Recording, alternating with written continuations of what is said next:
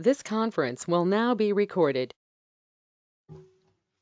Good evening and welcome to the December 20th, 2023 South Whitehall Township Board of Commissioners meeting. I'm going to call this meeting to order. We do have all commissioners present this evening.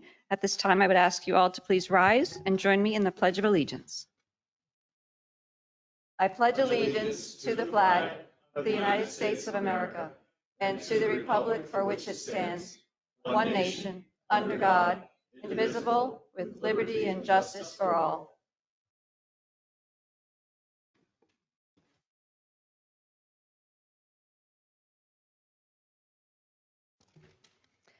Thank you. I'd like to announce that all public sessions of the South Whitehall Township Board of Commissioners are electronically recorded, filed, and posted to the Township website for public access. At this time, I would like to ask our Township Manager, Tom Petrucci, to please review our public virtual meeting rules. Thank you. The public virtual meeting rules are as follows. Courtesy of the floor for non-agenda items will be at the beginning and end of the agenda. Public comment will be limited to 5 minutes per speaker. For all listed agenda items, the board president will call for courtesy of the floor prior to the Board of Commissioners taking action on that specific agenda item. For in-person attendees, please raise your hand to be recognized, then move to the podium when directed. You will be asked to state your name and address for the record and may then proceed with asking your question. For those participating virtually, please mute your microphone or telephone to avoid any background noise that may cause interference during the meeting. The chat box feature will be active throughout the meeting. If you have a comment or question, please type your full name and address into the chat box. The staff member monitoring GoToMeeting will then mute your microphone and you will have the opportunity to comment or ask a question. Thank you. Thank you, Tom. I'd also like to announce that the Board of Commissioners met in executive session prior to tonight's meeting to discuss legal and personnel matters. Agenda item 4 is courtesy of the floor. This is opportunity for any member of the public to comment on any non-agenda items. Is there anyone here this evening? Yes, sir. If you please come up to the microphone, please make sure that green. Perfect. And please give us your name and address for the record. My name is Don Sheetsley. I live at 1411 Hampton Road. And I came to thank you all for a great year. I mean, your support. This last Saturday, we had Wreaths Across America at Resurrection Cemetery. For the first time ever, we had a wreath for every veteran, ever. The last 5 years, we've averaged 935. This year, we had 1,608. And with everybody's help here, relatives of everybody here, you all bought 150 wreaths toward the 1,600 wreaths. So it was a beautiful day. I mean, there's probably 500 or more kids out there, parents out there, teenagers out there, taking wreaths, saying their name, saying a prayer for them. It was just a beautiful section. So thank you all. Okay, the other thing was we had a great charity golf tournament that you all also helped me with, right? Buying holes and stuff. It was so successful, the most we ever had again. Last year we made $6,000. This year they projected $4,000 because we didn't make any money on golfers. So it's all due to donations, people buying holes. We actually made $10,000. With that money, we donated $2,000 Saturday to Tunnels to Towers. So between the golf tournament and between Wreaths Across America, plus a great job on leaves. I just got to tell you, I mean, that wasn't an easy job to do. You all approved the digital signs this year. It was a great year. I appreciate all your help. If you follow next door, which some of you do, some of the two major topics this week was trash. They spent all week talking about how we don't care about trash, how come the bill went up. So everybody knows I went on it. I downloaded all the documents attached that you had done, and I invited everybody who has a complaint, I don't know if they're here or not, to come here tonight. If not, kind of, shut up. If not, come here if you got a complaint. The other major topic of discussion was Marty. You all know who Marty is? I know you do. You know who Marty is? So the two topics were trash and the robot at Giant. And there were hundreds of people posting about both the trash and the robot. And the last one finally said, was Marty going to be at the cemetery? So that's but he's kind of a smug looker. Thank you, everybody.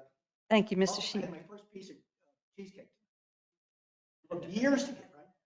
Thank you, Mr. Sheetsley. Is there anyone else present who'd like to address the board this evening? Is there anyone online, Dave?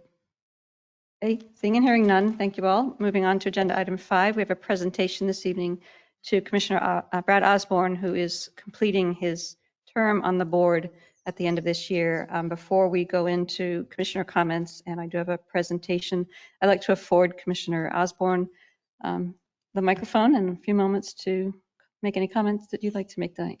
Thank you, President Kelly. There are many meetings that go by that I don't have a lot to say, so I say nothing.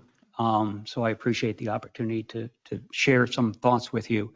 I'm going to be very personal, not very formal.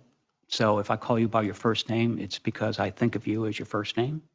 So I'd like to start with our elected officials. So I'll just start from left to right.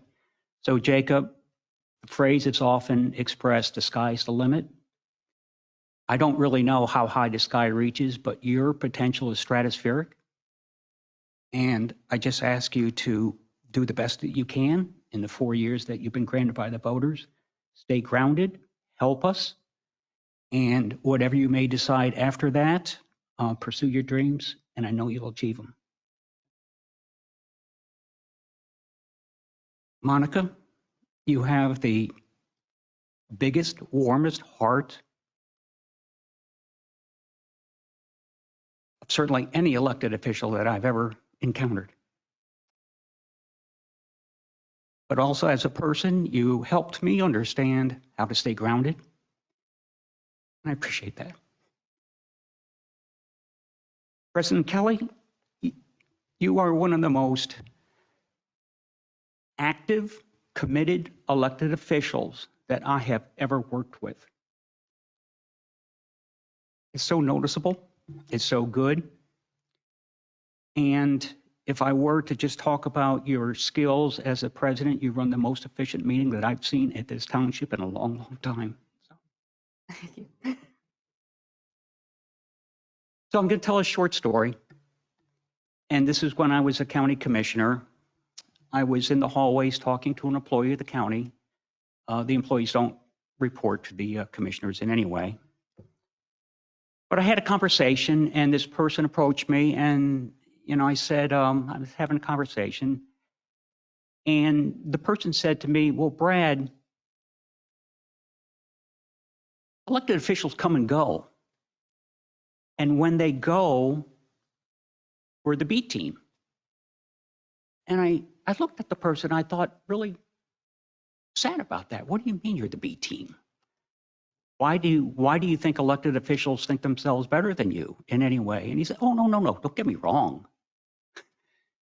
When elected officials go, we be here, you're gone.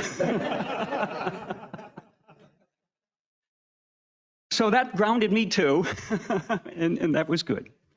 So with that, for those staff who will be here after I leave, I'd like to just say a couple words. I'll start with Tom Petrucci, our township manager. Tom, you were one of the best decisions that this board has made while in service in the last couple of years. You're solid as a township manager, and I appreciate that, and thank you, and keep it up. Thank you, Brad. Chief Dorney, you are the best police chief in the Lehigh Valley, and you have the best police force working for you in the Lehigh Valley. Keep fighting for what you need, the resources you need to stay at that status. And if Chief Marks in Whitehall has any problem with what I just said, just remind him how the Battle of the Badges turned out. I take every opportunity to do that. Thank you, sir.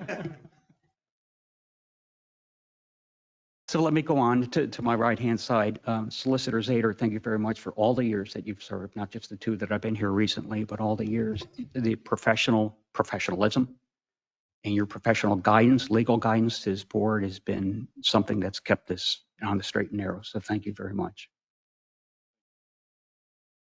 Tony.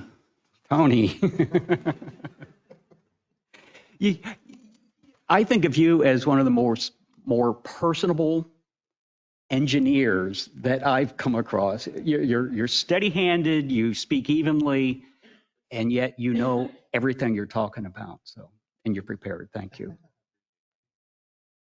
So let me go on to the people on the other side of the dais, if I may. President Kelly, you run an efficient meeting. Should I stop or? No, please continue. The staff deserves to hear your comments. So I'll just go from left to right, if that's okay. Tracy, you have the best combination of professionalism and personality that I've ever seen. So thank you for keeping us all straight. You are excellent in your job. Thank you. Dave, professor. In case you didn't know, Dave is also a professor, adjunct. Hey, I like that tie, by the way. The first time I've seen that in 2 years. Thank you for bringing structure to the planning process and community development in South Whitehall. It's really needed. It's very poignant at this point in time. So thank you for bringing that to us and all the experience that you bring as well. Thank you. Herb, you are the hardest working and yet at the same time most accommodating person I've seen in your position ever. You've got that combination where you're just really good. Thank you. Very hardworking and accommodating. You know, you feel for people. You try to find solutions. So, Chris, you're a great addition to the South Whitehall staff. Long range planning, that is your passion. I know it is. So, continue good work. Okay. Bring some good planning process to the and potential for the township. Greg, you've been the pillar of planning for I don't know how many years, 30 plus? 35? 24. Okay. Well, you got 6 left. Thank you for everything you've done over the years. I really appreciate it. Tricia, I'm sorry that you're in the row behind. A personal comment. First of all, thank you for the excellent expertise you bring to the finance department. But I don't want to say more than that, but certainly on par with that, you showed us what it means, how to be strong from what you've gone through. And thank you. Jeff Kelly, Emergency Management Coordinator. Thank you very much for everything you've done for the township. You're not only township-wide, you're county-wide in your experience and your reputation, so thank you. I want to leave my last words for someone who's not in the room tonight. I didn't have a real good chance to get to know this person well. In my opinion, this person didn't have a fair chance of showing what they could do for our township, and that's Chris Kiskaravage. I wish he were here tonight.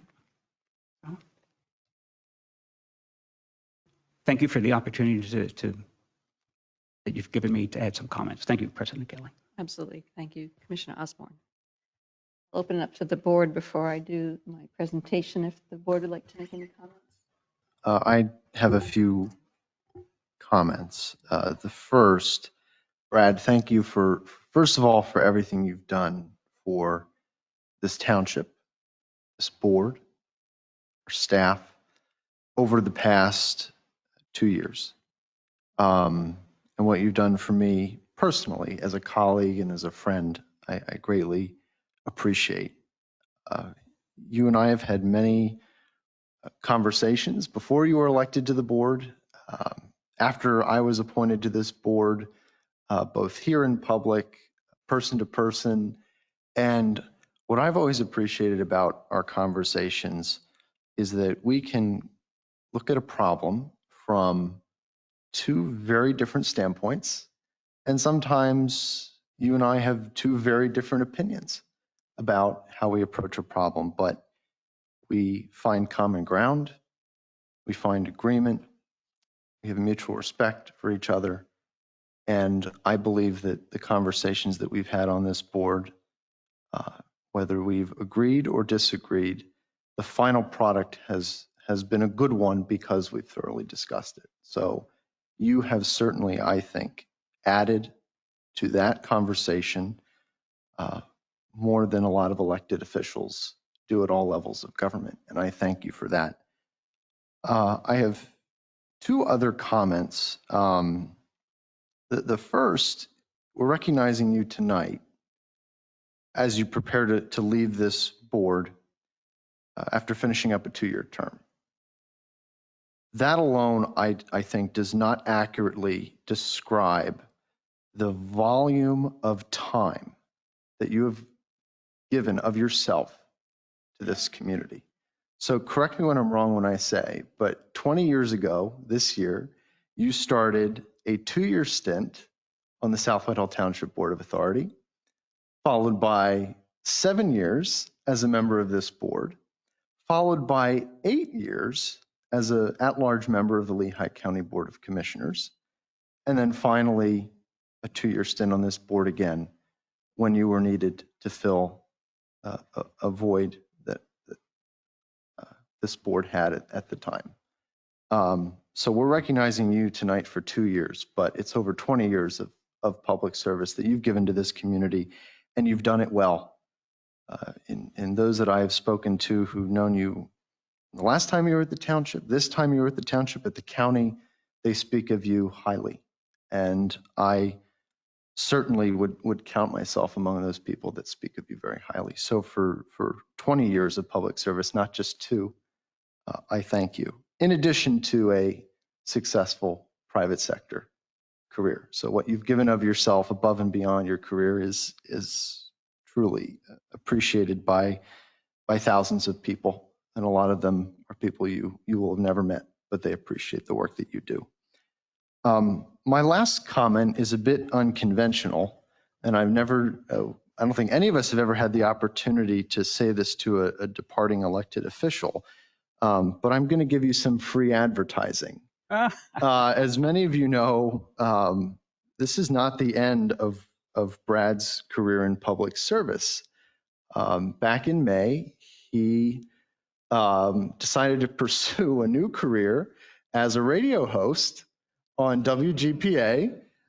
Brad hosts a show every Tuesday morning at 9 a.m. It's an hour long, and he pursues a number of topics relevant to this community, to the greater Lehigh Valley community, and beyond.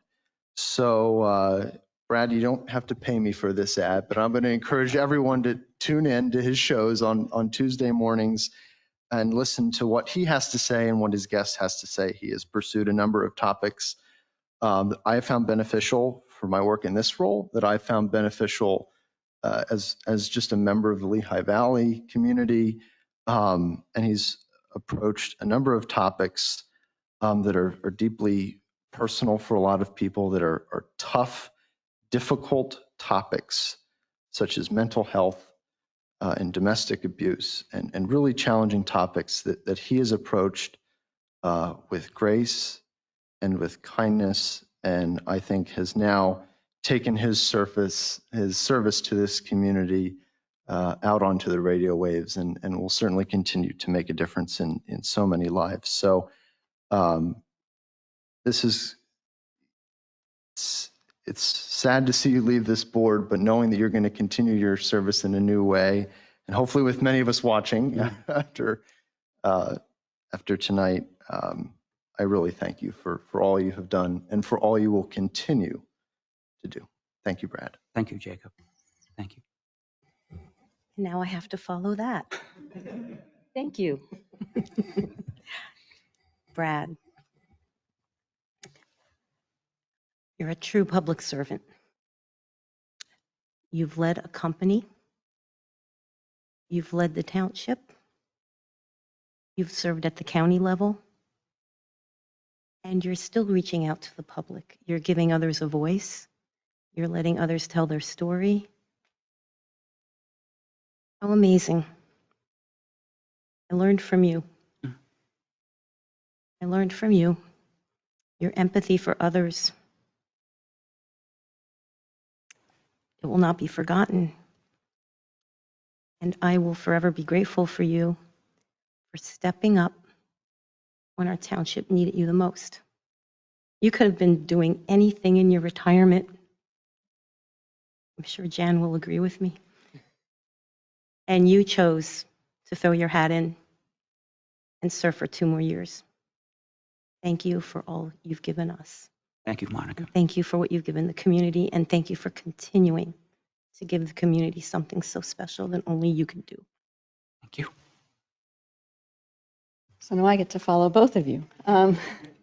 I will borrow everything that both commissioners have said. I agree with all of the comments, and I won't repeat many of them, but I want to thank you for your sacrifice. We all of us sitting here tonight as officials know the time commitment that it requires to do this role effectively. And I know that you have put many hours in behind the scenes, not just at meetings. You're volunteering on our pension board, the wisdom that you brought to that board, the guidance you gave our board and that you share with management to help build a solid foundation in South Whitehall Township. I thank you for the sacrifice that you and your family have made for you to participate once again in a 2-year term in our local government. Thank you for giving to our community, and I wish you all the best in your future radio show endeavors. Thank you, President Kelly. If I were to say just one last thing, I know, I don't believe, I know you have a strong board of commissioners that you can trust, put your faith in, and know that they will do the best for you as residents because they also listen. So thank you. Thank you, Brad. At this time, I do have a Distinguished Service Award that I would like to present to Commissioner Brad Osborne. Whereas the South Whitehall Township Board of Commissioners, township staff, and citizens of South Whitehall Township would like to recognize Brad Osborne for his outstanding public service as a member of the Board of Commissioners. We applaud the dedication and leadership efforts demonstrated by Brad Osborne during his term of office. And therefore, we acknowledge, Brad, your exemplary performance and commitment to this community by awarding you this Distinguished Service Award, and we congratulate you. Duly presented December 20th, 2023, in lawful session of the board. Congratulations. Thank you, President Kelly. Thank you.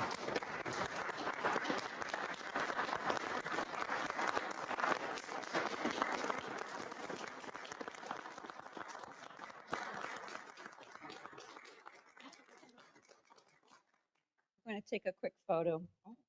Please step down.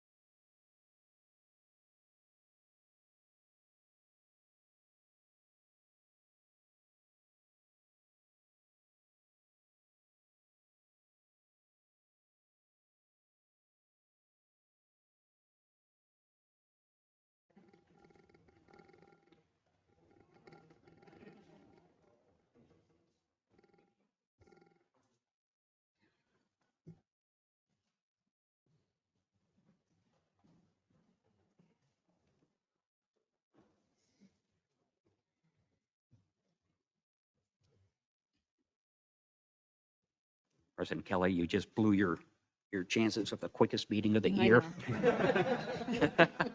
It was worth it.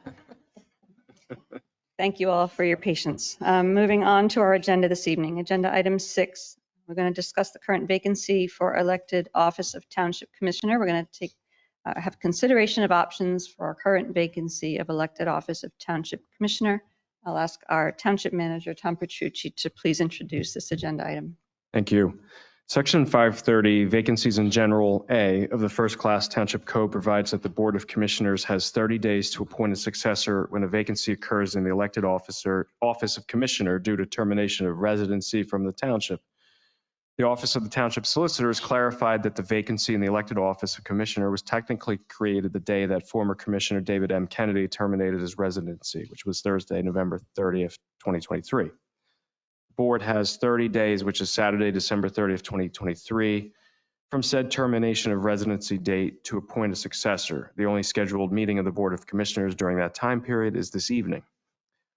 Options are listed as follows for consideration of possible official action. The board may consider the filling of the vacant elected office of Township Commissioner in accordance with the relative provisions of the first-class Township Code. A summary of these options are as follows. 1, you could appoint by resolution a resident of the township to fill the vacancy in the office of elected commissioner during tonight's meeting. A resolution is listed on the agenda to allow for this official action if the board is so inclined. The reason it's on the agenda is to comply with the Sunshine Act. 2, you could schedule a special meeting to consider applications and appoint by resolution a township resident to fill the vacancy in the office of elected commissioner on or before Saturday, December 30th, 2023. Logistically, the meeting would need to occur on Thursday, December 28th, 2023, if the legal notice runs in the newspaper on Wednesday, December 27th, 2023, to allow for the 24-hour required notice for a special meeting. Again, that's in accordance with the Sunshine Act. Should the Board of Commissioners elect to move forward with this direction, the township would advertise the availability on the position on the township website and social media immediately on tomorrow, Thursday, December 21st, 2023, with a suggested deadline for receipt of applications no later than Tuesday, December 26th, 2023, or thereabout.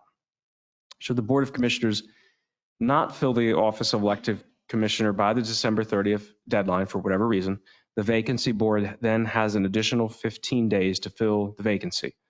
That would give the vacancy board and the Board of Commissioners until Sunday, January 14th, 2024. For general reference, the vacancy board consists of one chairperson and the rest of the Board of Commissioners. It is important to note that the Board of Commissioners will need to appoint a township resident to the position of vacancy board chairperson during the Tuesday, January 2nd, 2024 organization regular meeting. That position currently belongs to Mr. David Torrey, and his term runs through December 31st of this year. However, that appointment does continue until a successor is appointed. The vacancy board, with the Board of Commissioners, would need to schedule a special meeting before the January 14th, 2024 deadline to consider the appointment of a township resident to the current vacant position of elected commissioner. Should the vacancy board and Board of Commissioners not make the appointment before January 14th, the matter then heads to the Court of Common Pleas. The vacancy would have to be filled upon presentation of a petition signed by not less than 15 registered electors of the township. So that concludes your list of options. Tom, thank you. Thank you for preparing this memo and delineating the options that the board has relative to the first-class Township Code. One other policy that I consider when I look at this is our Township Citizen Board appointment policy, which is also relevant, that we have agreed to hold public meetings for interviews, to have an interview process where we accept applications from the citizens of the township. So with that in mind, I certainly am not in favor of appointing a resident this evening to fill the vacancy.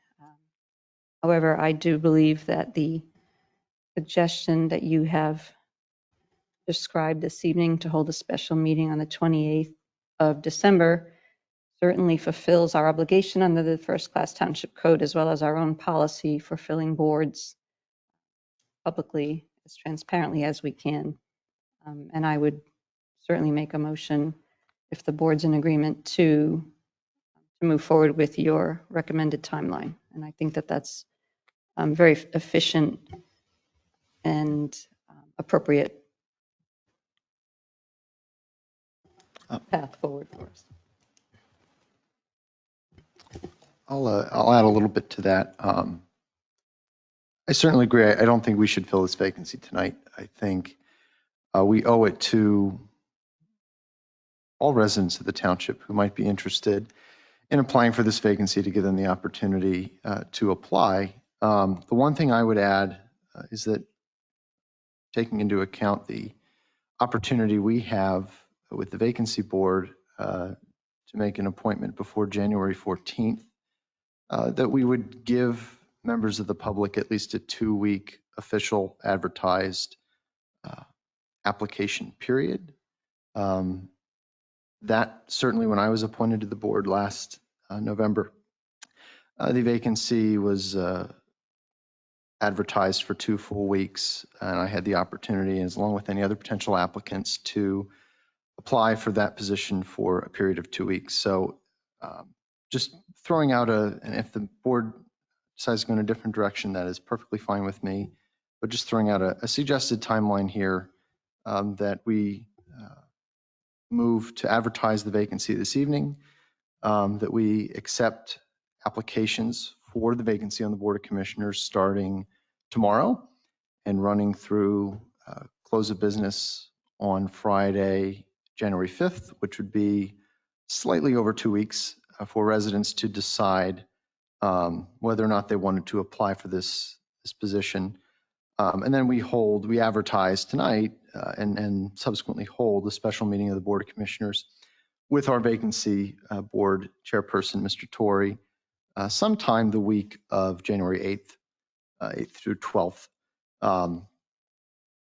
That would, I believe, still meet the legal requirements while giving residents a longer period to apply, especially if we were to accept applications through a period ending December 26th. It's the day after the Christmas holiday.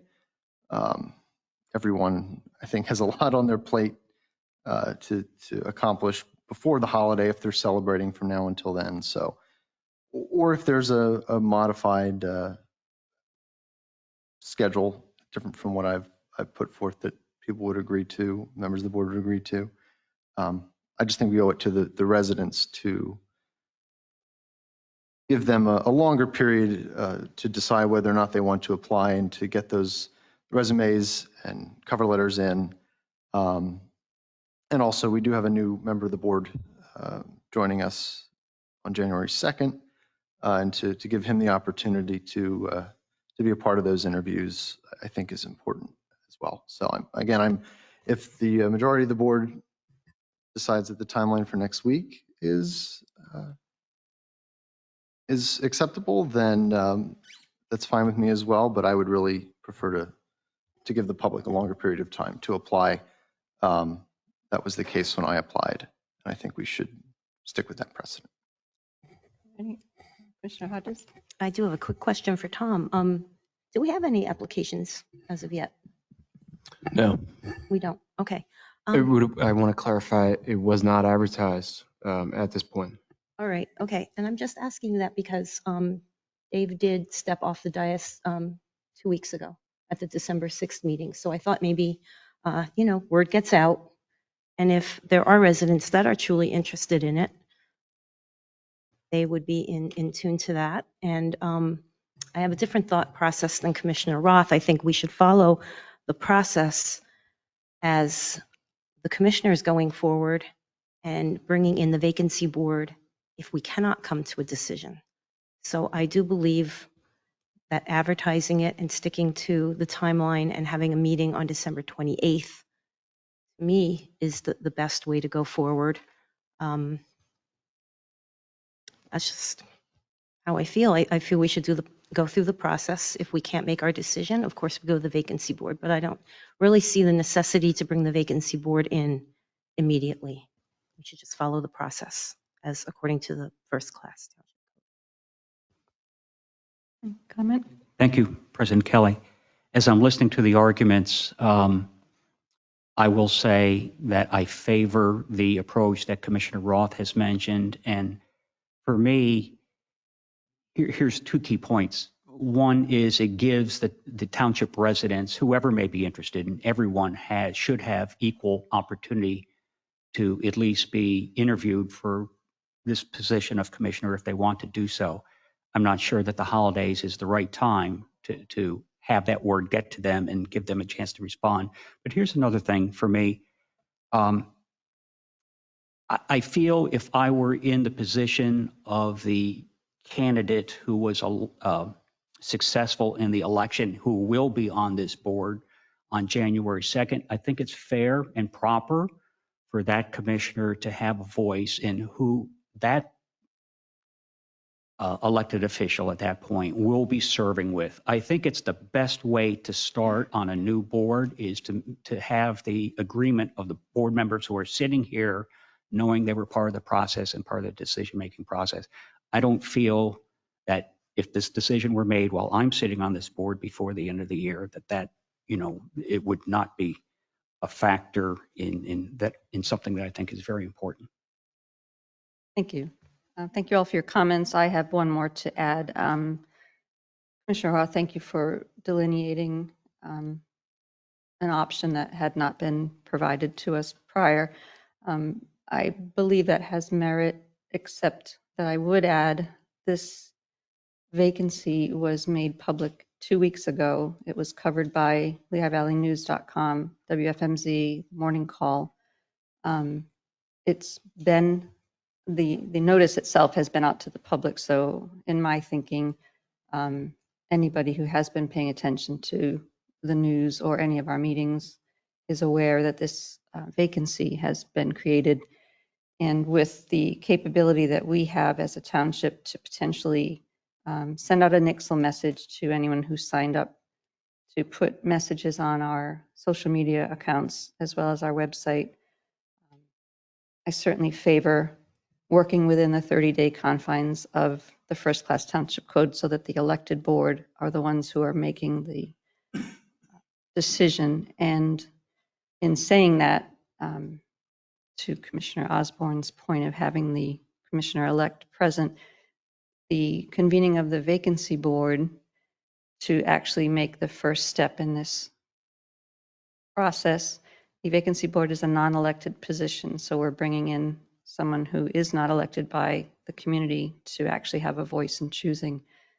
I don't necessarily feel like that there's an urgency for this elected board to not do our duty based on the 30 days that we have to act. We've got a timeline that gives us a full week to receive applications, to get our message out, and to hold a meeting next week. If we are not able to agree on a candidate, we certainly can and have the option to move forward with the vacancy board.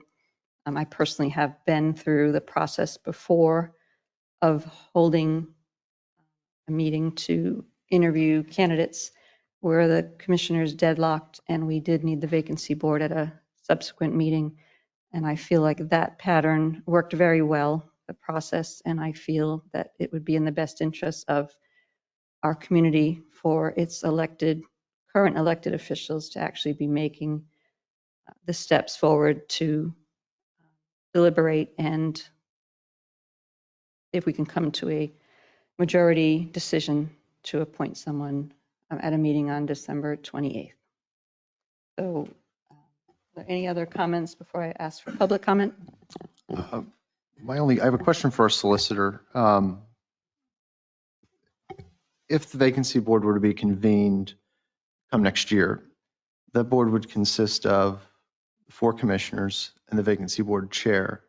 So theoretically, if the 4 commissioners were to come to an agreement after interviews, the vacancy board chair wouldn't necessarily be a deciding vote unless there was a 2-2 split, correct? That's correct.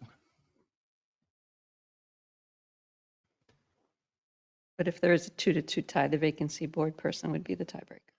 Correct. Correct. Okay. Thank you. At this time, I'll open it up to the public if there are any public comment on this agenda item. Is there anyone? Yes, if you'd come up to the microphone. Thank you. And please state your name and address again for the record. My name is Don Sheetsley, 1411 Hampton Road. Do you have a job description? For the commissioner? Yeah, how do I know what they do? How would the people know what they're signing up for? You Just can look question. on the township website tomorrow. It will be posted. Any other? Yes, sir. Please give us your name and address. 1707 Penn's Crossing. My question is, if the meeting is held on the 28th of December, is Commissioner Osborne still in his seat, still having a vote? Or Yes, he Yes. is. okay, so just personally, I would rather have these 4 commissioners making the decision rather than, an unelected vacancy board chair and a new commissioner who has no recent experience. That's my personal. Thank you for your comment. Any other public comment? Is there anyone online, Dave, with any comment? Okay, at this time, do I have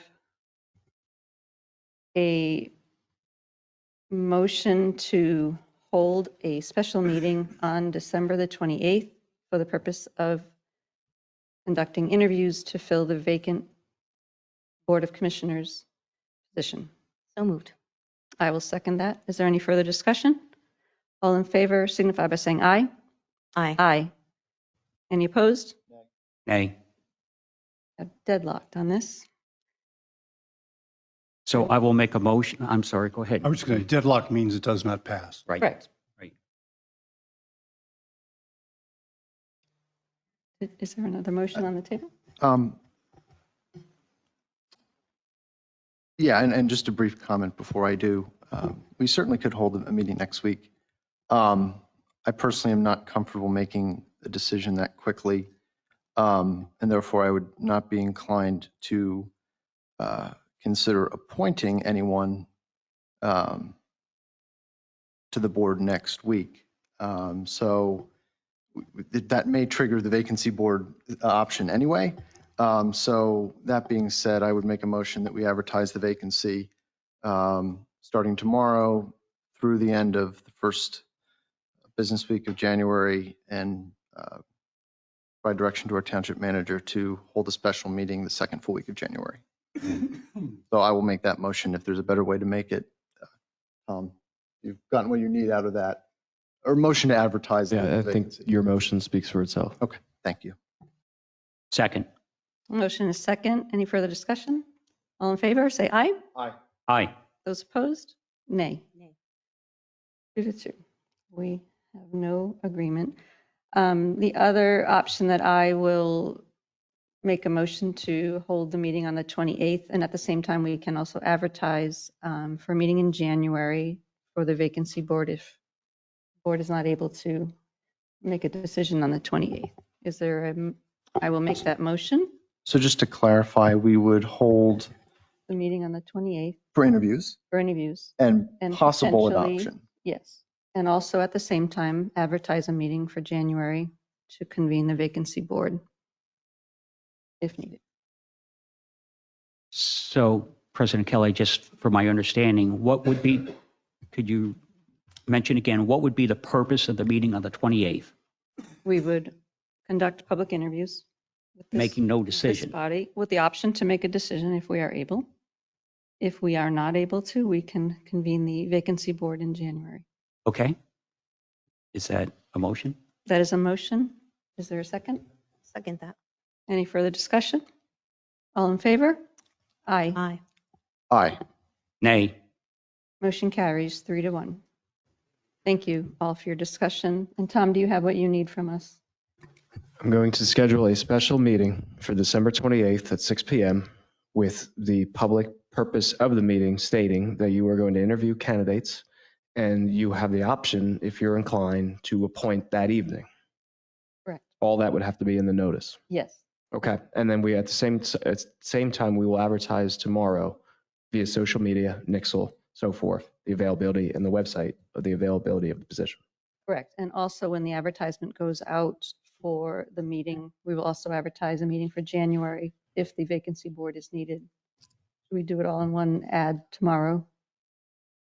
No, I would not recommend you do it in one ad. We'll have time to do it. You'll have time to do it. Very good. If the board is in agreement, we can certainly invite the Commissioner-elect, Tommy Johns, to attend the meeting on the 28th. Tom, would you take care of that invitation? for Yes, the I board? will. Thank you. Moving on to agenda item 7A, we have our meeting minutes from the December 2nd, 2023 Board of Commissioners meeting. They've been distributed in advance. Are there any comments or questions? Hearing and seeing none, do I have a motion to approve? So moved. Second. Motion is second. All in favor? Aye. Aye. Motion carries. We have no ordinances this evening. Agenda item 9A, we have a resolution extending the conditional preliminary final approval granted to a major plan entitled Proposed Parking Lot Improvements, 798 Houseman Road. I'll call on our planner, Greg Adams, to present. Thank you. This is an application to further develop the property located at 798 Houseman Road. The plan proposes the construction of a new driveway aisle and elimination of 13 parking spaces, stormwater management improvements, and the installation of a new water line all on a 0.81 acre portion of the 6.072 acre site. The subject property is zoned IC1, Industrial Commercial 1 Special Height Limitation. Lehigh Valley Health Networks is the owner and applicant. The BOC approved the plan back in February 17th of 2021 with 12 conditions. To date, the BOC has granted 5 extensions. The applicant now has 3 conditions left, one of which is an easement for, I guess, access to the water line. We have agreements and make sure that all invoices are paid. So I know work has been going on in that. I have seen a draft easement going back and forth even today. So the applicant is requesting a 2-month extension to February 21st, 2024. Staff is recommending a 3-month extension until March 21st, 2024. I believe the applicant's here. Representative, if you have any questions. You want to Make sure that's hit the turned on, button. please, sir. Thank you. Anthony Brickton on behalf of Lehigh Valley Health. We just have a few loose ends to wrap up. Greg covered everything. Thank you. Are there any questions by the board at this time? I'll ask Attorney Zader if there are any legal comments that you have for the board, any advice at this point? Commissioner Kelly, I have no concern about the extension being granted. I see no insurmountable challenges that will result in a problem for the township or for the applicant. So I endorse the recommendation of staff. Very good. Thank you. Are there any board comments or questions at this time? Okay, hearing and seeing none, do I have a motion granting extension to a major plan, proposed parking lot improvement, 798 Houseman Road? So moved. I'll second. I have a Sorry, question. go ahead. Is this for the 2-month extension? Or are just we going going to to go ask for that. the 3? Okay. So the applicant has requested 2 months and staff is recommending 3. I'll ask the applicant, are you, Want to go with the staff recommendation of 3. we'll go with 3, and if you're back here in 2, that would be wonderful. Is there any public comment on this agenda item before we take a vote? Okay, we have a motion and a second. All in favor? Aye. Aye. Any opposed? Motion carries 4-0.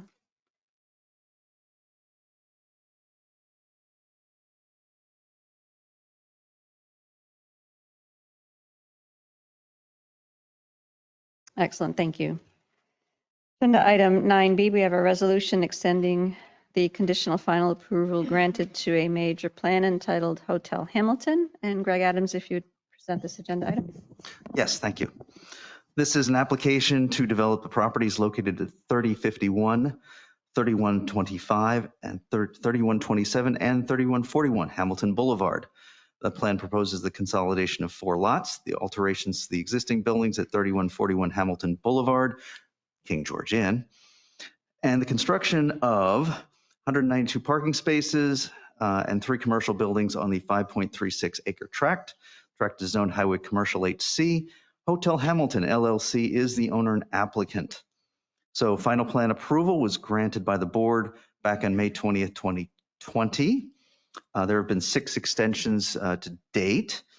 So far, the applicant has satisfied 6 of the 27 conditions. 2 of those conditions are legal protections, 2 are required after the plan is recorded, and 1 is the plan requirement to record the plan within 12 months.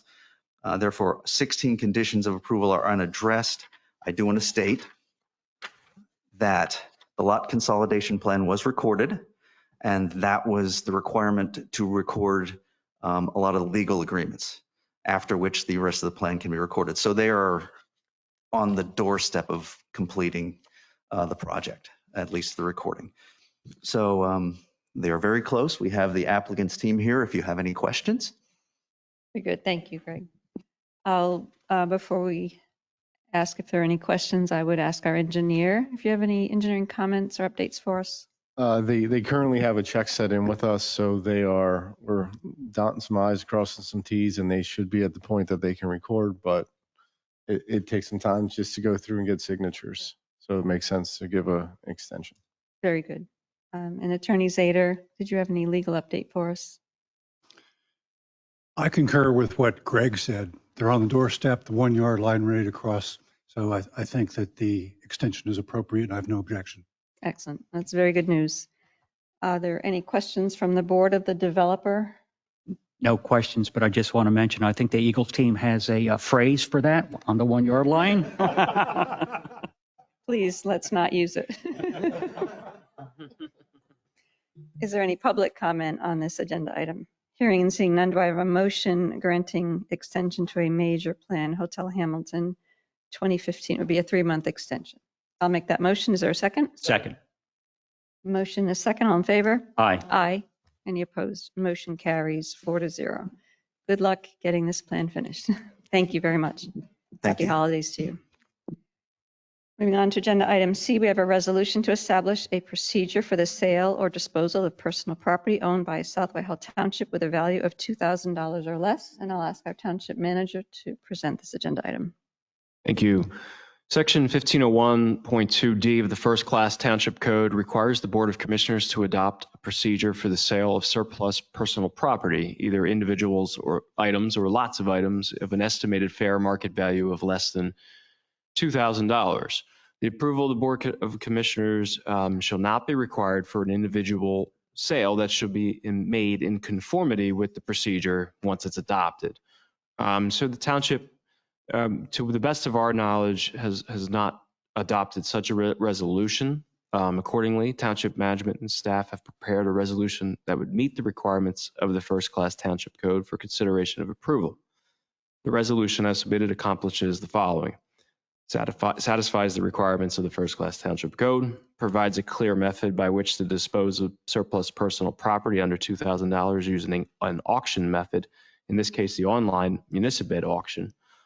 Should the goods not be sold via the auction method, the township shall utilize a recycling or buyback program as applicable and when possible, and determined to be appropriate by the township manager.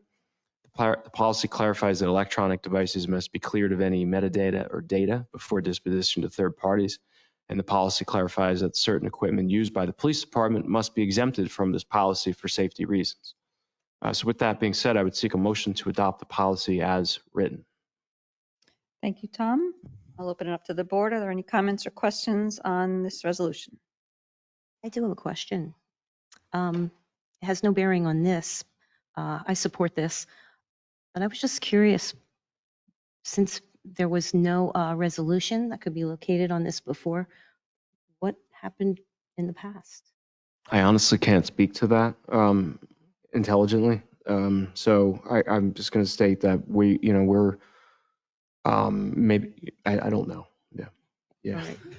Or maybe that's for the best. Very good. Are there any public comments on this agenda item? Hearing and seeing none, do I have a motion to approve resolution establishing procedure for sale or disposal of personal property owned by South Whitehall Township with a value of $2,000 or less? So moved. Motion is second. All in favor? Aye. Aye. Motion carries 4-0.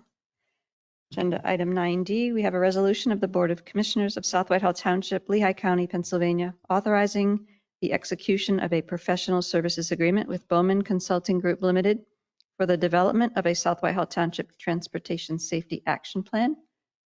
Call on our long-range planner, Chris Stroller, to present this agenda item. Thank you, Commissioner Kelly. At last month's meeting, we briefly discussed the progress we've been making to move forward on a transportation plan for the township. And we also mentioned the award of $20,000 from the PA Walkworks program to conduct an active transportation plan. Staff has been working on the outline of what the active transportation plan and complementary safety action plan, traffic safety action plan would look like.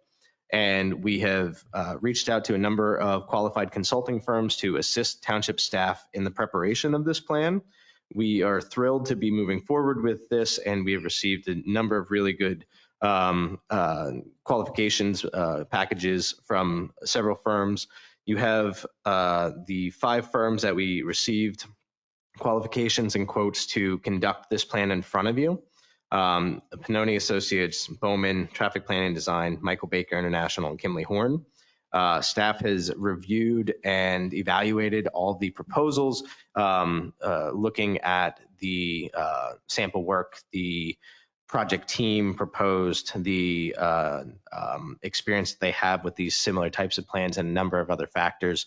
And based on the quality evaluation by staff, we are recommending to move forward with Bowman Consulting Group.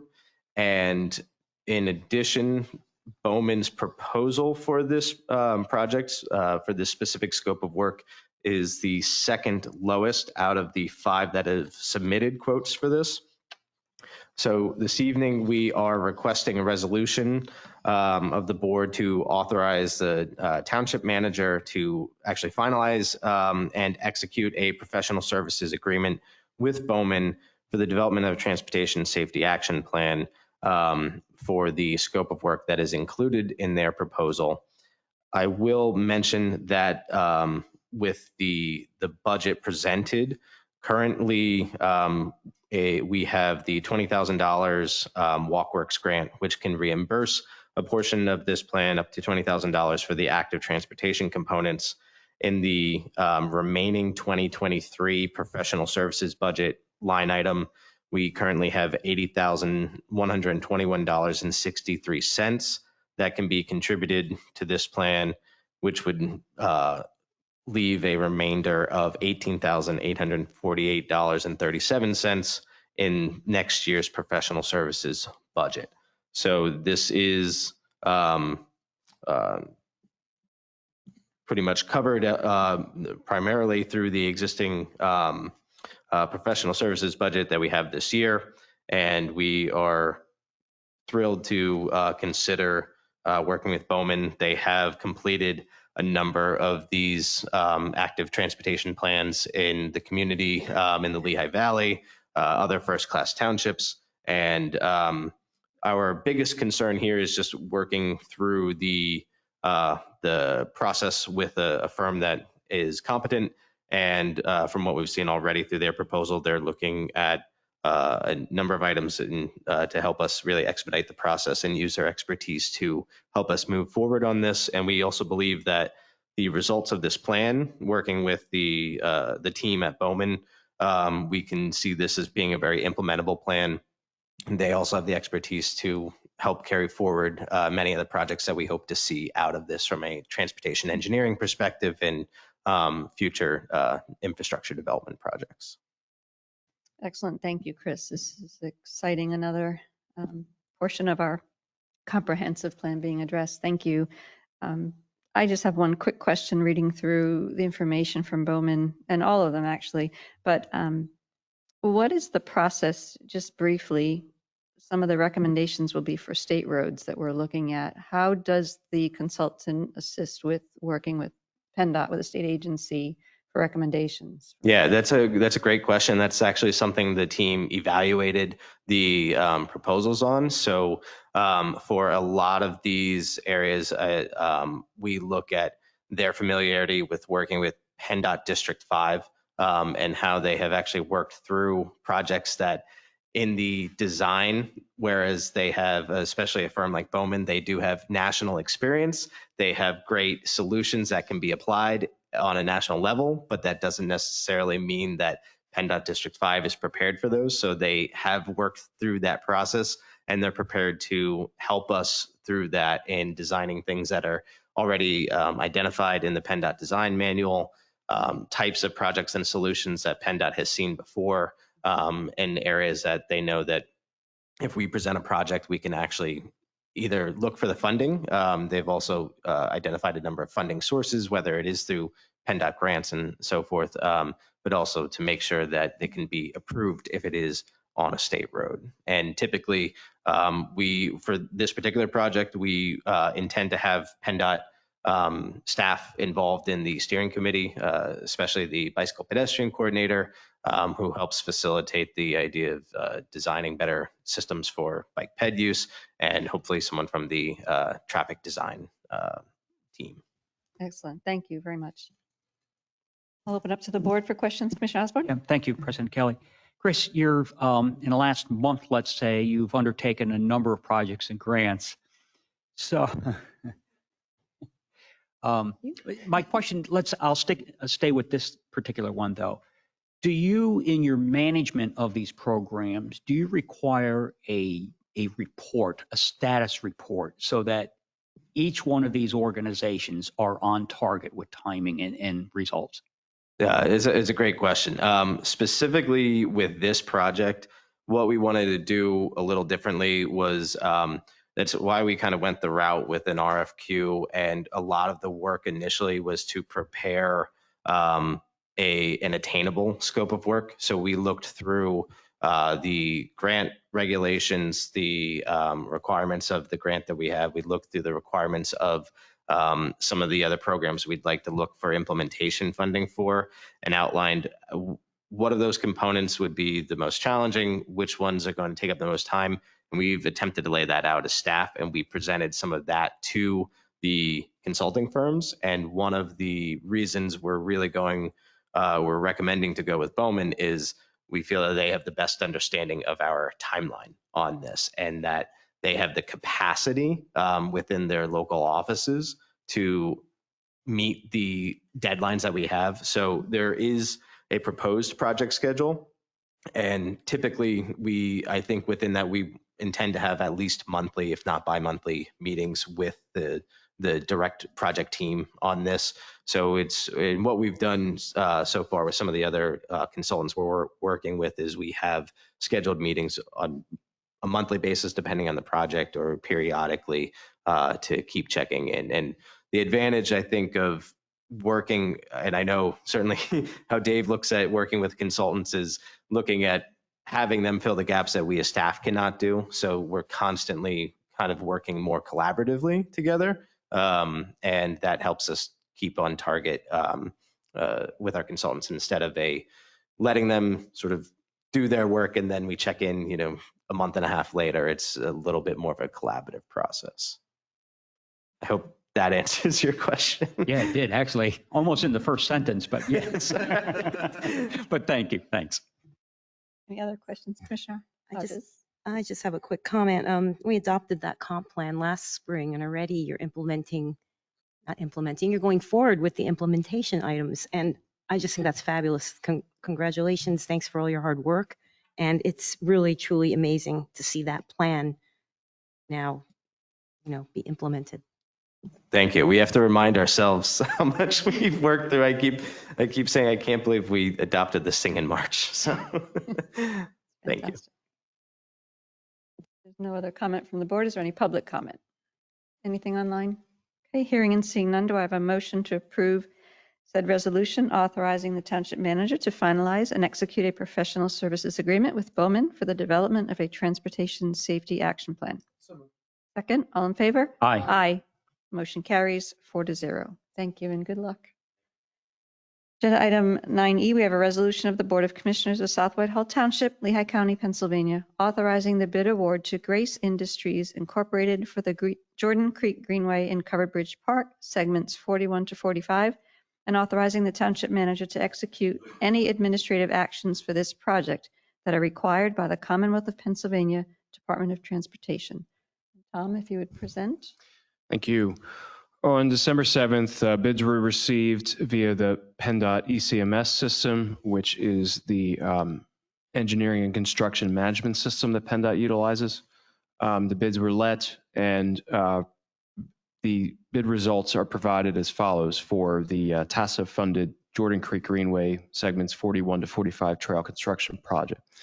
So the low bidder was Grace Industries Incorporated at $922,467.60. The high bidder was Krieger Construction, just over $1.4 million.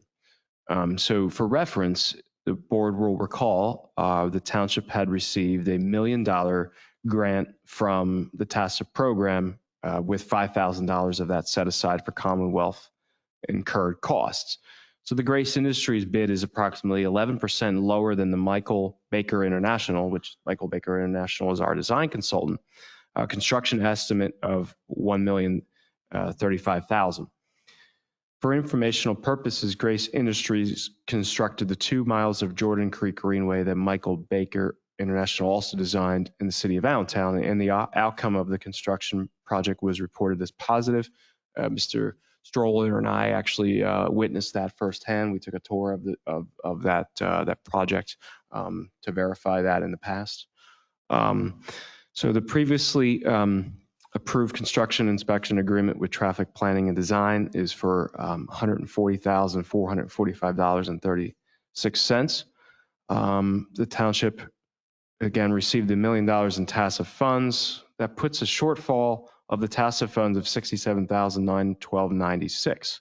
However, the township planned accordingly for a possible shortfall within our 24 adopted budget and budgeted a total of $1,325,000 in that budget.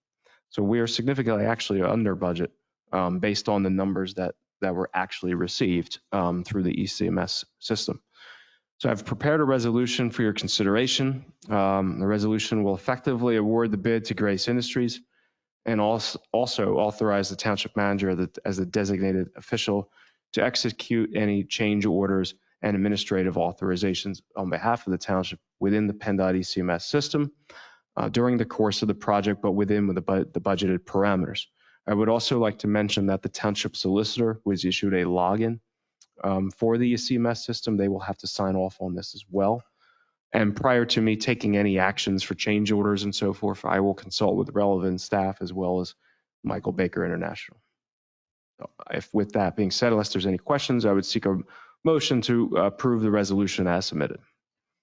Thank you, Tom. And thank you, Tom and Chris, for going the extra step of going into Allentown to look at the work that this company has performed for that project to give us an idea of who we were getting involved with. So thank you for going that extra step for us.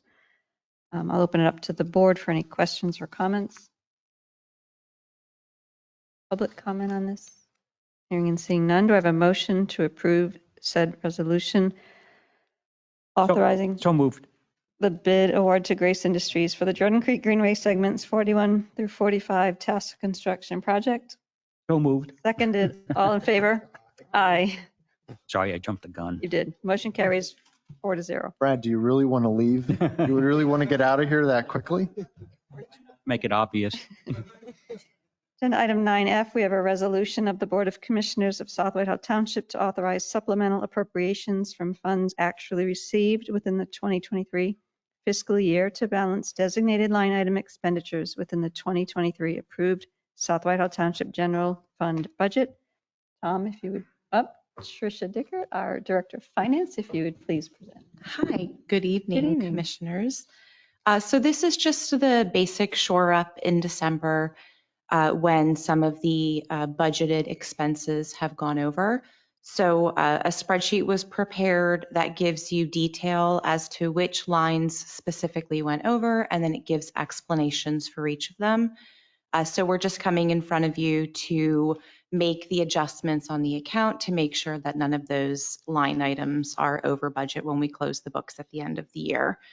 In addition to the transfers that are being requested, there are 2 amendments for lines that were funded through the budget process previously with the board. Due to system errors, the dollar amounts that existed on those GL lines were removed, and an amendment needs to be done to put it back so it doesn't appear to be over budget. The memo that was prepared by both Kristen and Donna also provide explanations. I'll spare you from reading the entire thing because I know I only have approximately 7 minutes. But if you have any questions about any of the overages or about the budget amendments, Kristen and Donna are both attending virtually, so they'll be able to answer questions for you. Tricia, thank you for presenting, and we do thank Kristen and Donna for preparing this information. Personally, I'm very thankful for the chart that they prepared and the reasons for the overage. It did give a good snapshot into explaining exactly how and why, and for some of the reasons that needed changes for the coming year so that we don't see this again next year. Thank you for being proactive in these instances. So thank you. Absolutely. I'll open it to the board for any comments or questions on this agenda item. Any from the public? Hearing and seeing none, do I have a motion to approve said resolution regarding supplemental appropriations for 2023 expenditures? Second, all in favor? Aye. Aye. Motion carries 4-0. Thank you. Thank you.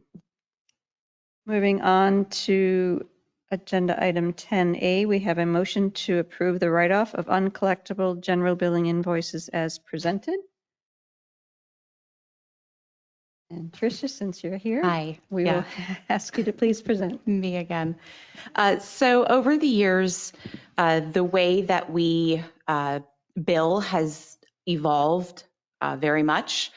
But what we're dealing with right now is some general bills that are incredibly old and considered at this point to be uncollectible.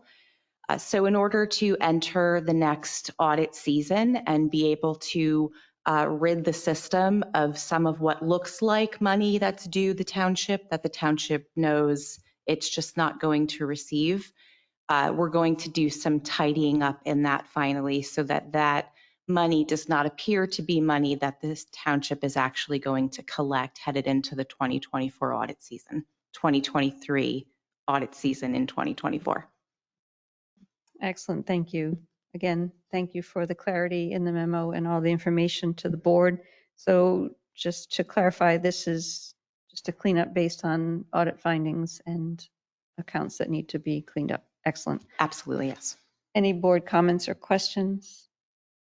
Yes. Thank you, Commissioner President Osborne. Kelly. So Tricia,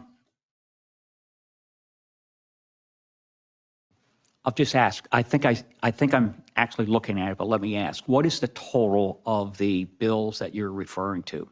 Sure. So the total of the bills that we're looking at right now stretch a span of, my eyesight's not the best anymore, stretch a span of 2017 and older. Only one of them is a 2018 invoice. It's a total of 274 invoices for $80,883.24. Okay. I wasn't looking at that figure, so I'm glad I asked. So Tom, or Tricia, is that $80,000 that are not going to be part of accounts receivable, is that covered in the general fund such that we will end the year with the same net difference between revenue and expenses? Yes, it has no impact on what Yeah. the bottom line will be come the end of 2023. Okay. The auditor has actually already considered this debt in the financial statements as uncollectible. So it has no bearing on our receivables whatsoever For that reason. for that reason. Yep. Thank you. Any other board comment? Any public comment? Do I have a motion to approve the write-off of uncollectible general billing invoices as presented? So moved. Second. Motion is second. All in favor? Aye. Aye. Motion carries 4-0. Thank you, Tricia. Commissioners. Agenda item 10B, we have a motion to approve the purchase of a light tower from Modern Group Limited, and I'll ask our Director of Operations, Herb Bender, to present. Thank you. Currently, Public Work utilizes 2 Milwaukee battery-powered lights when working at night to repair water main breaks. Due to multiple leaks on one water line last week, we were forced to excavate more of the road. We did not have adequate lighting for the workers in the hole making the repair. The Milwaukee battery-powered lights do a decent job of illuminating the work area in normal situations within the excavated area, but they offer almost no light for the work site in general. PW employees working and walking around the excavated water main while other employees are working below grade to repair the leak can pose safety concerns for both parties. A trip, a fall hazard, or things getting kicked into the hole. Public Works has solicited 3 quotes for a light tower that would be used for water leaks, along with events within the township where we rent light towers currently. The cost for this light tower would be $13,459. We're requesting a motion to approve the purchase of a light tower for Modern in the amount of the $13,459. This is an unbudgeted item in 2023, but being able to cover it under the budget with other purchases that came under budget. So we are not asking for extra money or anything. We can absorb this right in the 2023 budget. Very good, Herb. Thank you. Are there any comments or questions from the board on this agenda item? I do have a question. Herb, we can still use the Milwaukee lights though. Are we still going to use them, or are we auctioning them off, or do they have a function and a use now? No, they will still be there. The light tower illuminates more in the air to light the whole area up, and the Milwaukee light battery packs will still shine down in the hole also. Good enough. And is one sufficient? Because if you have a large, No, it is very efficient for what we'll need. It has 4 big light heads on it. We can angle them to light the site up and not light up the residents' homes. So we can face them how we need them, so we will have the adequate lighting. thank you. Certainly, given the number of water leaks that I know Public Works needs to be out on in the middle of the night, this certainly seems like a safety purchase to help keep our workers safe. So I'm certainly in favor of it. If there's no other comments from the board, any public comment on this agenda item? Do I have a motion to approve the purchase of a light tower from Modern Group Limited? So moved. Second, all in favor? Aye. Aye. Motion carries 4-0. Agenda item 10C, we have a motion to approve the agreements for Harold Avenue reconstruction and cost sharing, 1933 and 1960 Harold Avenue. And Herb, if you would present. Sure. We were here earlier talking about the Harold Avenue. We're coming back just to finalize the agreements if the board is so inclined to do. So currently at 1933 and 1960 Harold Avenue, we have had some new development projects. Each project needed to tap into the water and sewer system, which requires them open the portions of Harold Ave to make the considerable taps that are needed. Both projects would be required to pave their portion of Harold Ave. Public Works is scheduled to reconstruct the entire stretch of Harold Ave from 19th Street all the way to Custard Street. As per the 2025 paving schedule, due to the township planning to reconstruct Harold Ave, it would make more sense to have the developer contribute their portion of the reconstruction through 2 separate agreements. 1933 Harold Ave to give a one-time payment in the amount of $8,475.50 to cover the cost of the repairs to the road that they would have been required to do. 1960 Harold Ave to give a one-time payment in the amount of $14,658.50 to cover the cost of the repairs to the road that they would be required to do. We did work with Tony from Pitcock. That's how we actually came up with what was secured and everything to come up with these numbers. So we're asking a motion to approve the agreements for 1933 and 1960 Harold Ave for a one-time payment. Thank you, Herb. This is a great example of forward thinking. Instead of a one-time repair, we're actually going to fold this into the rebuilding of the street. So I think that's fantastic. My only question is, currently those 2 new developments where the work was done in the road for utilities, have the roads been at least covered? Yes, they have been blacktopped. They just did not do like the mill and overlay section that they would have had to do, but they are back up to grade. And the one development actually did a scratch coat over the top to make it more drivable than just the patches. So Very good. Thank you. Are there any comments or questions from the board?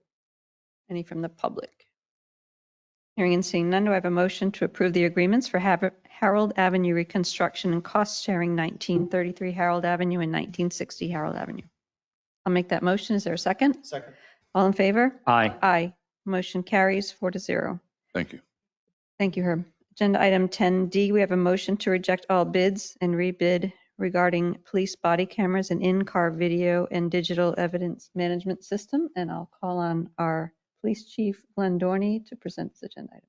Thank you very much. If you recall, we put out an RFP several months ago in reference to body-worn cameras, in-car camera systems, and the digital evidence management system. We did, in fact, receive 6 bids for that reference RFP, and the packet that is with tonight's information, you can see that the price range is very extreme from one to the other. In speaking to many of the vendors, there was a lot of confusion on the bid process, and some of the technical data that they needed in order to give a proper bid. As a matter of fact, two of the distributors bid the same product and gave different answers on a couple of the different items. We have since met with a couple of the different vendors to see what they were looking for the actual language in it. I think we have a good handle on what we could do to rebid this to get an accurate and apples to apples comparison, to make sure that we're getting the best product that's available that has all of the needs that we have listed. Couple of the vendors in here responded, even though knowing that they did not meet the needs of the department, things that were spelled out, they still bid on it, which they're non-responsive. However, I think the candidates that would be viable for us would be able to give us a proper bid package and with very specific data. Some packets were 200 pages, some were 20. So I think if we spell it out a little bit differently in the actual bid, we will get a much better response and be able to move forward with that in the future. So I'm respectfully requesting that we reject all these bids and have a motion to advertise a rebid process. Thank you, Chief Dorney, and thank you for preparing this information for us. It was very interesting to review. I was wondering about the discrepancies from the different bids, so it's very helpful. And I certainly agree with your assessment and recommendation to rebid to get a much better bid to satisfy the needs of the department. So I'll open up to the board if there's any other comments or questions. I just have one question, Chief, and this is mostly for my personal knowledge. When it said that you felt that the difference in pricing was due to the specifications we laid out were not clear enough, was that just phraseology? Did we not include data? I'm personally curious what oftentimes will make the difference in these types of bids. Some of the things that we take for granted is one vendor, like in order to do a live stream, we need a cradle point in the vehicles. They knew that, they just anticipated that we had cradle points. So some indicated a bid with cradle points already in the car that they would not have to provide, and others provided that they needed to provide. They would need to provide that. So that's a substantial cost. And some of the other things that go in with GTAC, one of the issues with the price variation there, which they quoted an old system and a new system that is coming out in January. So you'd have to buy the old system that would be out of date within months, and then they would charge you for a new system, whereas we don't even want to entertain that. Another vendor that also does GTAC just bid the new system that will be out and available in January. So we want to give that fair shake to be able to provide the same exact information. And a couple of the vendors are, quite frankly, too big to, I don't want to say care, but they can name their price. And I don't think that's something we want to make sure that we're doing our due diligence with taxpayer dollars, that we're getting the right product for the right price. So. There are no other comments or questions from the board. Are there any from the public? Hearing and seeing none, do I have a motion to reject all bids and rebid regarding police body cameras and in-car video and digital evidence management system? So moved. Yeah. Well, we have three motions. I'll make that motion too. We have a unanimous motion. I heard Commissioner Roth first, so who would like to second? Second. We have a motion and a second. All in favor? Aye. Aye. Motion carries 4-0. Thank you very much. Good luck with the rebid. Moving on to agenda item 11A, boards and commissions, informational items and vacancies. And Tom, if you would please review these items for the public. Thank you. Upcoming meetings are as follows. Just so everyone is aware, the Thursday, December 21st, 7:30 p.m. Planning Commission meeting has been canceled. The offices of the Township are closed on Friday, December 22nd and Monday, December 25th for the Christmas holiday, as well as Monday, January 1st for New Year's Day. Just a special note regarding payments. Payments made after 10 a.m. on Friday, December 29th will be processed on Tuesday, January 2nd, 2024. Wednesday, December 27th, the zoning hearing board is canceled. And Tuesday, January 2nd, 7 p.m. is a Board of Commissioners reorganizational meeting as well as a regular meeting. So we'll do both in one night. It's a little bit of a deviation from our normal schedule, but just want to make sure everyone's aware. Thank you, Tom. And that will also be the swearing in of the new commissioners. New commissioners, and we will also be doing a badge pinning ceremony as well for our new officers. Oh, fantastic. That's wonderful. Thank you. And I will add, just as an announcement, Tom, or I'll let you do it, Tom, that we will be advertising beginning tomorrow for the vacancy. Yes. Can we just go ahead one more time for the benefit of the public? Yes, we will be advertising the availability of the elected commissioner position for an appointment to be considered by the board on the township website, the Nixle advisory system, as well as all of our Facebook pages, and possibly next door. And I'll confirm that with the police. Very good. And the meeting will be held Thursday, December 28th. Thursday, December 28th at 6 p.m. Very good. Thank you. Yes. I'm glad you brought that up. I was going to wait until the end of the meeting, not to re-argue the argument, but really just try to understand. So I think you answered it, Tom, but I just want to make sure. So we will not be advertising this vacancy in newspapers. There would not be time to do that Right. and get the deadline in because it's like a week, Right. give or 5 days notice you need. So like, for example, to advertise the meeting for next Thursday, we have to get it in due to the holiday by Friday at 10 a.m. So we're going to send it in tomorrow. But, you wouldn't send have it in to where? the newspaper. It will be in Wednesday's paper. It'll be in Wednesday's paper, right? Oh, so it is going to go. Yes. The it's notice, required. but not the notice of availability, right? The notice for the meeting, I'm sorry, will be advertised. You have to do that by law. The notice of the applications, we don't have sufficient time. By the time you get it in the newspaper, the deadline will have passed. And I understand that's not a legal requirement because there have been instances where commissioners, candidates, let's say, have been appointed that meeting.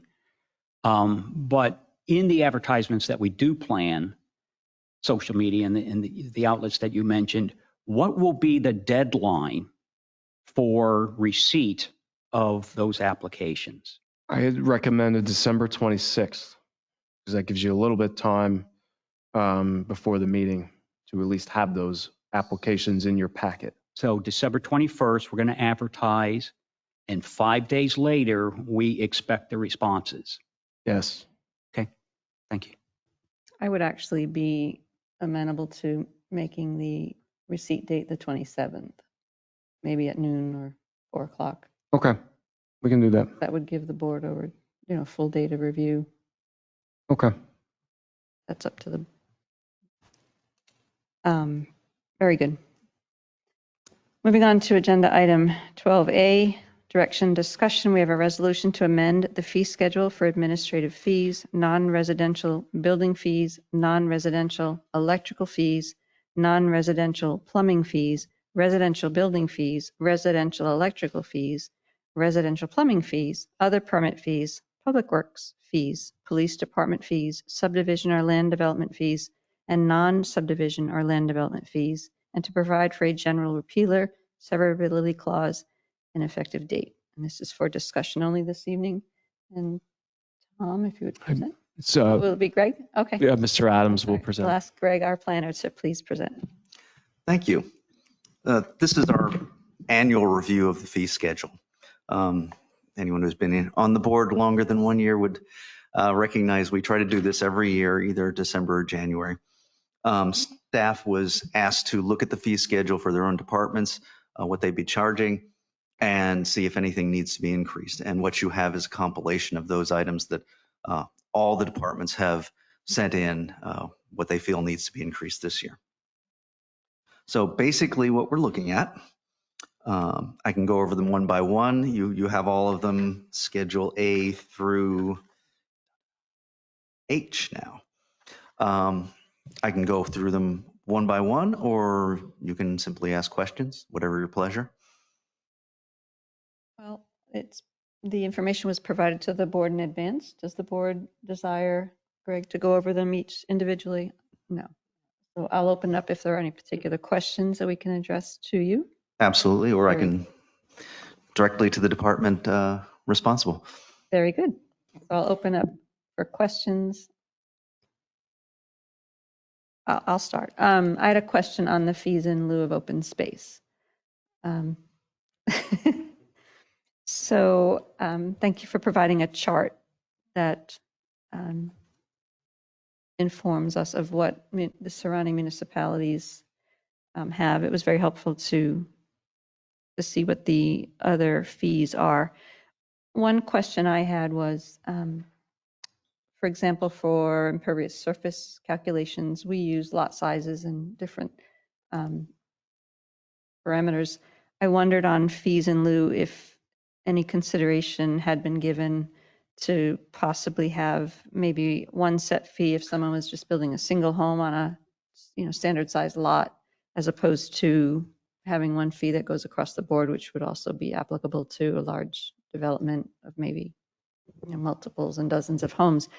Is that something in your experience and in your opinion that something we might consider that might be helpful for builders in the township? It's a good question. So the chart that's provided in front of you is from the Park and Recreation Plan that was adopted in November, and we have discussed this at length with the Park and Recreation Board, looking at kind of the comparison and different options. I know Greg and I have conferred a lot about how we do this.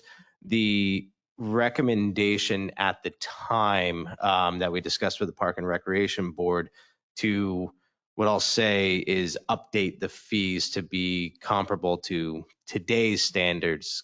Again, and I know it's in your packet, the current fee schedule for fees in lieu of land dedication haven't been updated since the 2009 Park and Recreation Comprehensive Plan. And just for some edification for folks in the audience and the board, when a subdivision and land development comes in for the township, there are 3 options related to recreational improvements. One of those being the dedication of recreation land or open space.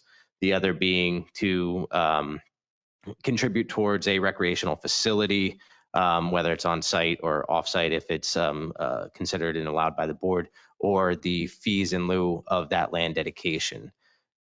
With these fees not being updated since 2009, what we looked at with our consultant working on this project is the kind of bare minimum just to adjust for inflation, cost of materials, cost of land.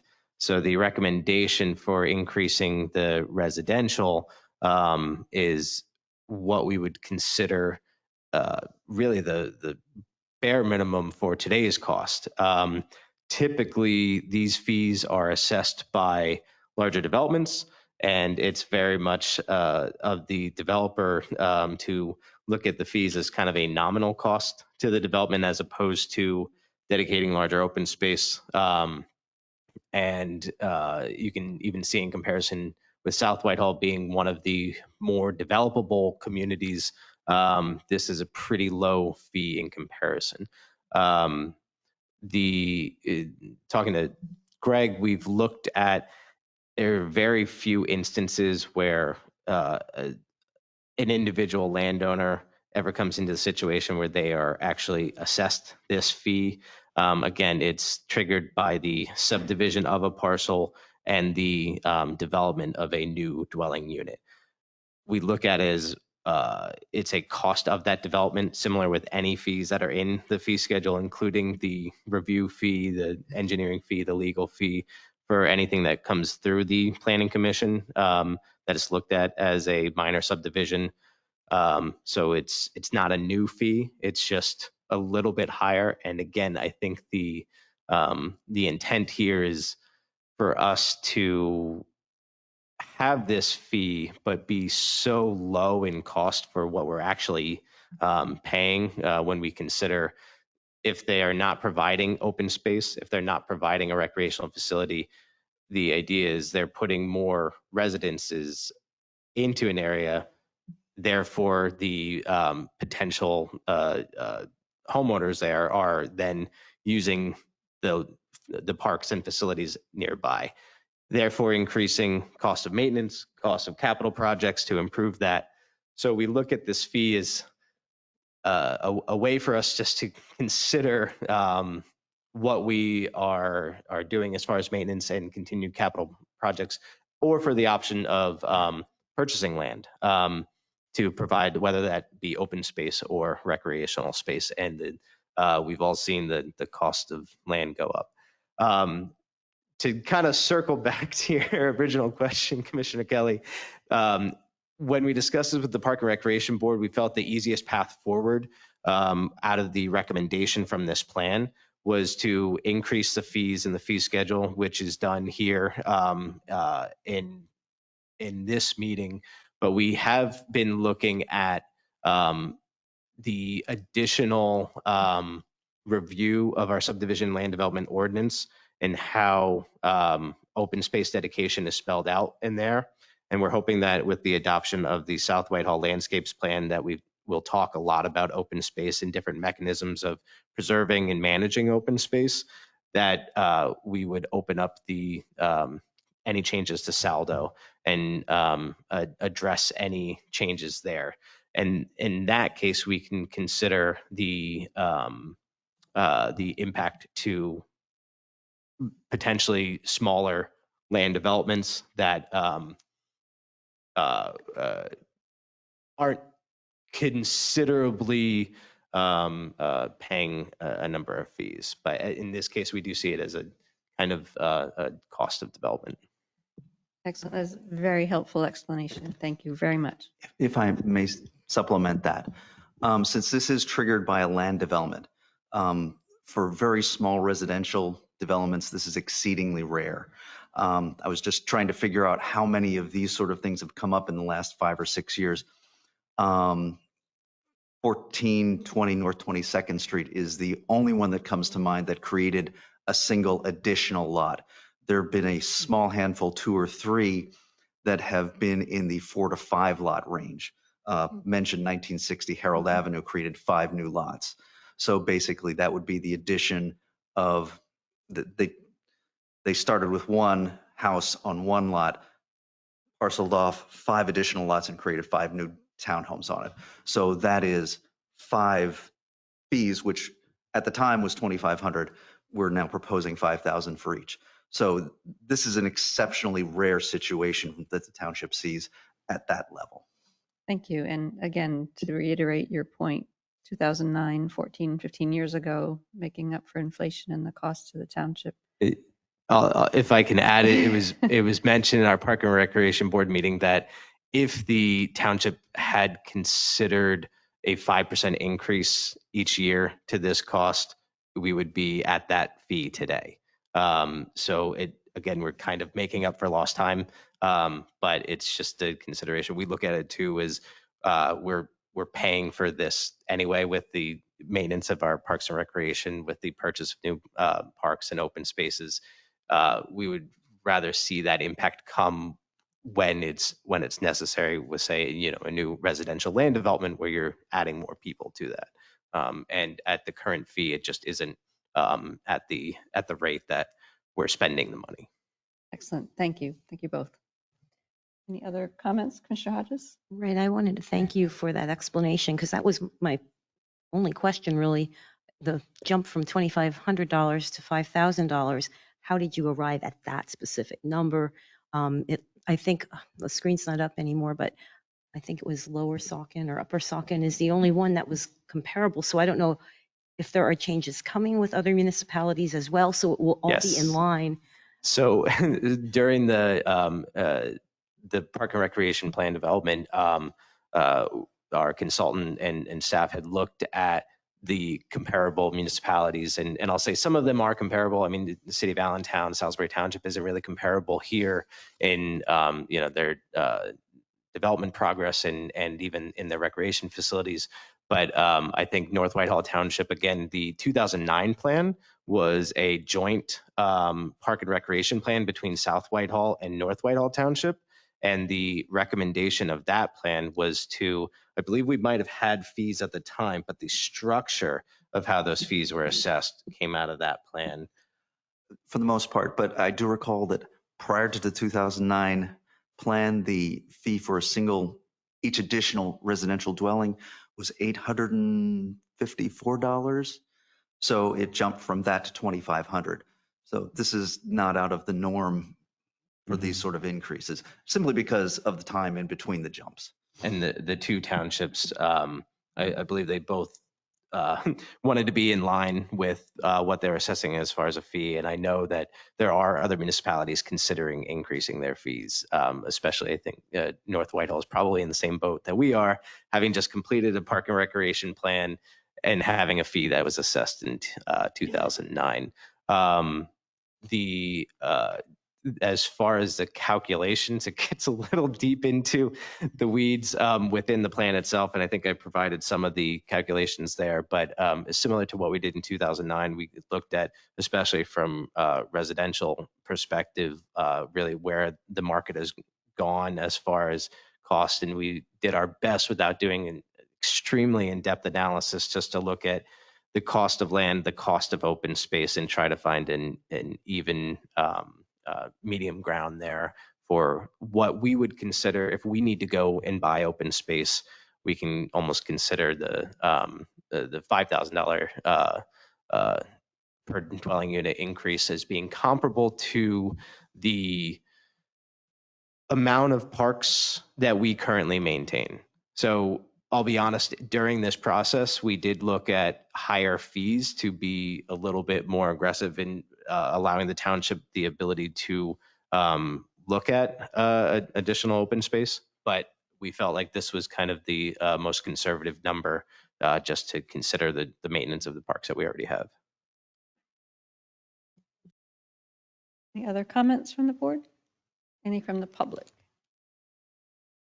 Do you have, is the board in agreement with the fees that have been presented to move forward? Okay, so no further discussion. You have what you need from us.